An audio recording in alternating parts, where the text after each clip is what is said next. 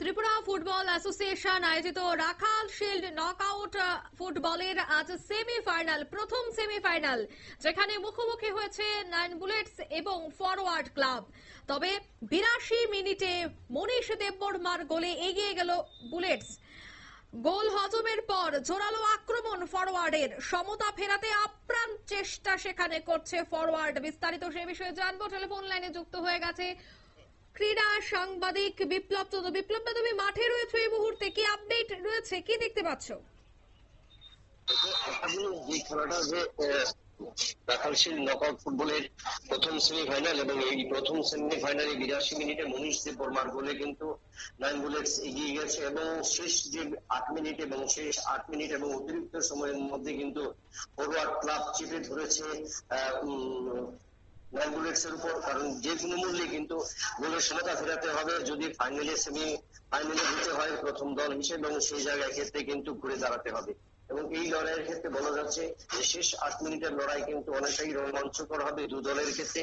কারণ এদিক দিয়ে 9 বুলেটস নিজেদের জয়ের ধারা বা এগিয়ে রাখার ব্যবধান, সে ব্যবধান ধরে রাখার চেষ্টা করবে, এবং অন্যদিকে ফরওয়ার্ড ক্লাব বড় বাজেটের দল, তারা কিন্তু চাইবে যে কোনো মূল্যেই হোক ম্যাচের সমতা ফেরানোর, এবং সেই জায়গায় তারা দলকে ফাইনালে তুলবার। অর্থাৎ শেষ 8 মিনিটের যে লড়াই চলছে তা কিন্তু অনেকটাই রোমাঞ্চকর এবং উত্তেজনাপূর্ণ। অঙ্কিতা, এই যে ফরওয়ার্ডের যে সমতা ফেরানোর আপ্রাণ চেষ্টা করছে, সে জায়গায় কি দেখতে পাচ্ছ? সমতা ফেরানো কি সত্যি বর্তমানে সেই চেষ্টা কাজে আসবে? দেখো, চেষ্টা কাজে, কারণ ফুটবলারদের মধ্যে কিন্তু সেই গতি, ক্ষিপ্রতা এবং যেটা রয়েছে তাদের ট্যালেন্ট, সেটা কিন্তু প্রদর্শিত হচ্ছে, এবং একের পর এক কাউন্টার এবং আক্রমণ এবং প্রতি আক্রমণের জন্য উঠেছে।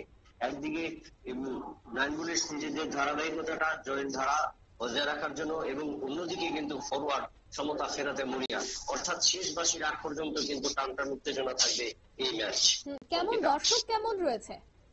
দর্শক ভালো দর্শক রয়েছে আজকে প্রথম সেমিফাইনালে, এবং এই নৈশালকে যে সেমিফাইনালকে ঘিরে কিন্তু ভালো দর্শক কিন্তু উমাকান্ত মাঠে পরিলক্ষিত হয়েছে।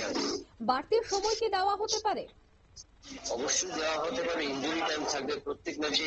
আজকের ম্যাচেও যে শেষ সময়ের জন্য আরো 6 মিনিট অতিরিক্ত সময় দেওয়া হয়েছে, এবং এই অতিরিক্ত সময়ে কতটা সমতা ফেরাতে পারে কিনা ফরওয়ার্ড, সেটাই কিন্তু ফরওয়ার্ড ক্লাব, কোচ, কর্মকর্তাদের কাছে একটা বড় চ্যালেঞ্জ। একদমই, ধন্যবাদ। অর্থাৎ 82 মিনিটে মনীষ দেববর্মার গোলে কিন্তু অনেকটাই এগিয়ে গেছে 9 বুলেটস।